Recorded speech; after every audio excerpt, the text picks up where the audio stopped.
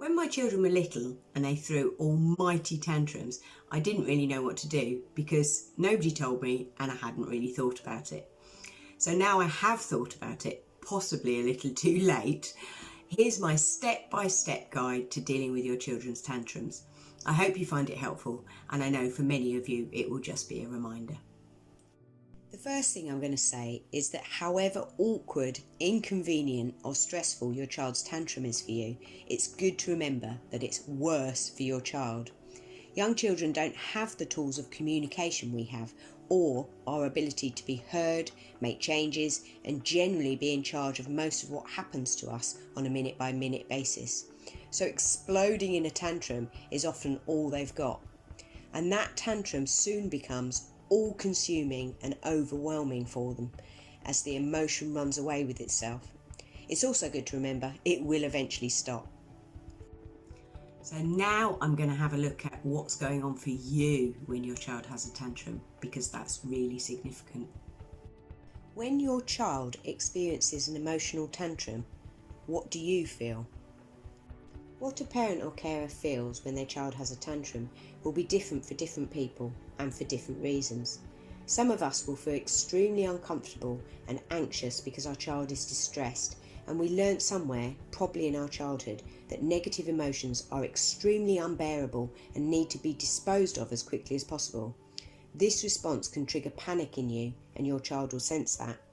The best thing we can do is support children to be able to bear uncomfortable feelings rather than try to obliterate them or distract our children from them, as a life with all unenjoyable emotions obliterated is pretty much impossible. Our panicking does not help them with this at all. Some of us will be embarrassed, especially if we're in a supermarket aisle and we think everyone is staring at and judging us. An embarrassed or shameful response can add some baggage to your child feeling unenjoyable emotions, as they will not only feel their distress, they will feel some of your shame or embarrassment as well. As we will see, the impact their tantrum has on you is a significant part of what happens. Some of us will feel out of control, and this can bother or irritate us, probably because that's how our parents and carers reacted to us when we were a child in the grips of a tantrum. This might make us snap at our child, which is unlikely to help the situation and will only add to your child's distress, of course. And some of us will feel different emotions depending on the situation. Some of us will feel a mixture of things, or of course, something else completely. Whatever your response is, it's good to take a look at what you're feeling, as that will impact on your child, as you are obviously a very significant person in their life. Next time your child has a tantrum, take a look at what's going on for you, as your response will have an impact on your child, whatever it is. If you think about times when you've been emotionally distressed, do you think it's helpful to see that your distress has triggered strong emotions in another person? Or would you prefer the other person to be calm, empathetic and available for you? So here's my step-by-step guide for dealing with your children's tantrums, although I do appreciate it's easier said than done. Number 1, make your emotional response to the tantrum conscious and see if it is helpful or not. Don't beat yourself up for a negative emotional reaction. Just making yourself aware of it will start to make it less likely next time. Number 2, focus on your child's distress, as that is the main thing in this situation. You are the adult after all, and it shouldn't really be about you. Number 3, validate the emotion.